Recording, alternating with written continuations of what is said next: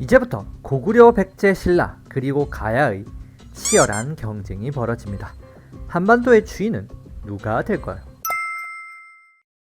먼저 3세기입니다. 3세기는 고구려가 성장한 시기입니다.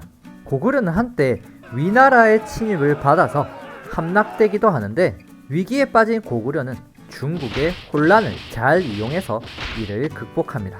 고구려의 미천왕은 당시 중국이 점령한 낙랑군을 공격하여서 점령해버리죠.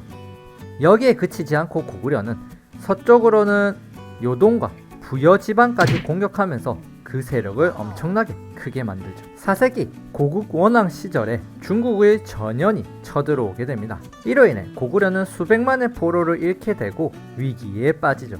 고국 원왕은 전연을 잘 어르고 달래서 전연을 가까스로 돌려보내게 됩니다. 고구려가 전연과 우호관계를 맺었으니 더 이상 중국이 쳐들어올 걱정은 없고, 이제 고구려는 한반도를 차지할 야망을 드러내기 시작합니다. 먼저 고구려는 백제를 공격합니다. 4세기 고구려가 백제로 쳐들어옵니다. 당시 백제의 왕은 근초고 왕이었는데, 근초고 왕은 많은 지역을 차례차례 점령해서 결국 백제의 땅으로 만들어버리죠. 이런 바쁜 시기에 고구려가 쳐들어왔지만 근초고 왕은 이를 물리치고 오히려 고국 원왕이 있는 평양성까지 쳐들어가서 고국 원왕을 사망시킵니다. 백제의 반격으로 고국 원왕이 죽고 백제는 한반도의 1인자로 올라서게 됩니다. 백제는 주변에 있던 중국, 가야, 외와 활발히 교류하면서 성장했는데, 특히 이 일본인 외와 교류한 증거로는 일본에서 발견되는 칠지도를 들 수 있습니다. 이 칠지도는 백제가 준 선물이죠. 이런 활발한 거래를 통해서 백제는 한반도의 주도권을 차지했고 1인자가 됩니다. 근초고왕의 손자인 침류왕은 불교라는 종교를 받아들여서 하나의 종교를 믿게 하고, 이를 통해서 백제 전체의 사람들의 단합을 도모한 것이죠. 고국원왕이 전사하자 고구려는 위기를 맞이합니다. 고국원왕의 아들 소수리왕이 즉위하고 이 위기를 극복하기 위해 노력하는데, 소수리왕이 이 위기를 극복하기 위해 한 업적을 보면 첫 번째로 태학 설립입니다. 최초의 국립대학쯤으로 보면 되는 이 태학을 설립해서 왕을 위해 일하는 인재를 기르고자 했죠. 두 번째는 혼란해진 사회 질서를 바로잡기 위한 법, 율령을 반포합니다. 범죄를 엄하게 다스리는 법이라 보시면 되죠. 세 번째는 불교를 믿게 합니다. 하나의 종교를 믿게 해서 국민 전체의 단합을 도모한 것입니다. 소수리왕의 이런 업적들을 통해서 고구려는 위기를 벗어나게 되고 다시 백제를 공격하기 위한 칼을 갈게 됩니다. 소수리왕의 조카인 광개토 대왕이 즉위하면서 본격적으로 백제를 향한 공격이 시작됩니다. 자, 소수리왕의 업적을 외울 때는 불태율, 소를 불태운다는 뜻 같죠? 소수리왕은 불교를 공인했고 태학 설립했고 율령을 반포했다라고 외우시면 되겠죠? 광개토 대왕은 다시 한번 백제를 공격합니다. 광개토 대왕의 군사적 재능은 엄청났기 때문에 백제를 순식간에 때려 부수면서 한강 북부를 차지하게 되죠. 고구려는 여기서 그치지 않고 신라로 쳐들어온 왜군을 대신 물리쳐주면서 신라에 큰 영향력을 행사하게 됩니다. 신라까지 내려온 김에 고구려의 군사들은 가야까지 공격하면서 굉장한 타격을 입히죠. 즉 고구려가 신라에 침입한 왜군을 물리쳐서 영향력을 행사하고 그 옆에 있던 금강가야마저 공격을 한 것이죠. 신라가 고구려 영향력 아래에 있다는 걸 알 수 있는 게 신라의 땅에서 발견되는 호우명 그릇을 통해 알 수가 있습니다.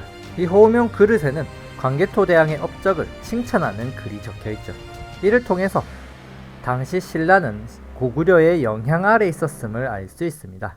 고구려는 이에 그치지 않고 거란, 후연, 동부여까지 공격하면서 굉장한 세력을 가지게 되고 결국 백제를 제끼고 한반도의 최강 국가가 됩니다. 자신감이 붙은 광개토 대왕은 자신이 왕으로 즉위한 연도를 영락 1년이라고 하는데, 영락 1년, 영락 2년 이런 식으로 해서 앞에 붙은 영락을 연호라고 하는데, 광개토 대왕은 영락이라는 연호를 사용해서 중국과 대등한 국가임을 표현했습니다.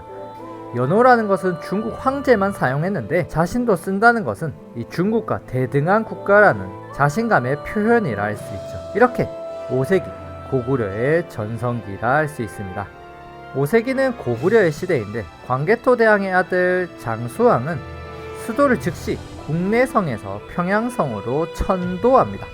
천도라는 것은 수도를 옮긴다는 뜻인데 장수왕이 평양성으로 천도한 이유는 한반도 남쪽에 있는 나라들을 먹기 위해서입니다. 장수왕이 남쪽으로 진출하겠다는 남진 정책을 펼치기 시작한 것인데 이 남진 정책으로 장수왕은 백제의 수도였던 한성까지 먹어버립니다.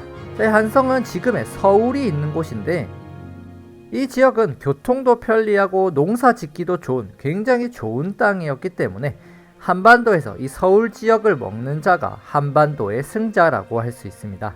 고구려는 남쪽에만 집중할 수 있도록 중국의 유연, 북이 남조와 손을 잡고 외교를 통해서는 서로서로 경쟁을 하도록 만들었죠. 이를 통해서 고구려가 중국의 눈치를 보지 않는 독자적 세력권을 구축하려 했습니다. 이렇게 고구려가 잘 나가던 시기에는 한반도 곳곳에 고구려가 최강이다, 고구려가 천하의 중심이라고 하는 고구려의 천하관이 내세워져 있는 비석들을 발견할 수가 있습니다. 즉 고구려의 왕은 하늘의 자손이란 천하관을 내세우면서 전성기를 펼쳤죠.